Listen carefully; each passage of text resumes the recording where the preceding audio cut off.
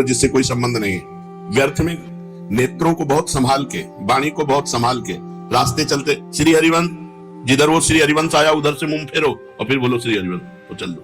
साधु का स्वभाव ऐसा नहीं होता। ऐसे करोगे फंस जाओगे, ऐसे करोगे फंस जाओगे, बिल्कुल नहीं फंसना।